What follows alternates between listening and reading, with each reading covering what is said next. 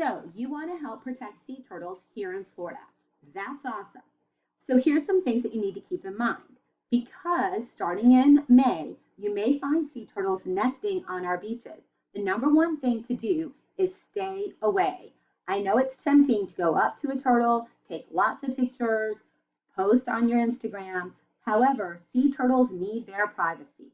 If you happen to see one crawling out of the ocean, step back, way back, and give it plenty of space to crawl. If you happen to encounter a nesting turtle and she's already laying her eggs, it is safe to stand behind the turtle and watch the process. Again, do not get too close. You may take pictures. However, you cannot use a white flash. Flash and white lights will disorient and bother the turtle, and she may stop her nesting process and go back to the ocean. If she's crawling up the beach and she has not started to nest, again, please stay well back. She will get spooked and will often turn around and false crawl, which means she will not nest and waste all her energy. Remember, these turtles weigh somewhere between 300 and 1,100 pounds if it's a leatherback. And imagine dragging your body across the sand and you weigh that much. It's very exhausting for these turtles. Do not get in their way and let them do their thing.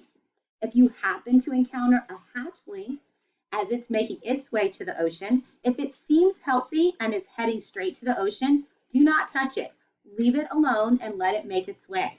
However, if you find a hatchling on the beach and it seems to be injured, it's in the middle of the day, then you may pick up the hatchling and take it to the closest lifeguard. The lifeguards will know who to contact and will take care of the turtle.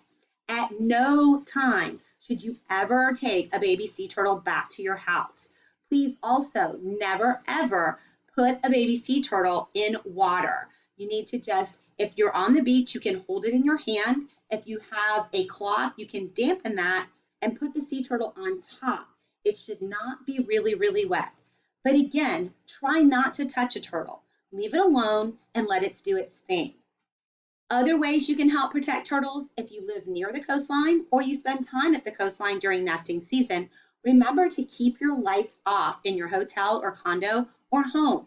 Make sure your blinds are closed so that no lighting is going onto the beach, so that the females that are nesting are not disturbed and that the hatchlings do not disorient.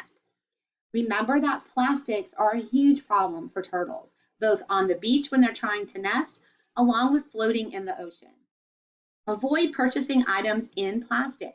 If you can, purchase reusable items that are not part of plastic. And make sure if you do use plastic items, you recycle them, or if they cannot be recycled, be sure that they are disposed of properly. Make sure that the plastic doesn't end up in our oceans where it can choke a sea turtle or it can entangle a sea turtle. These are great ways that you can really help. Remember though, be sure to give the turtle plenty of space if you happen to see one. They need their privacy.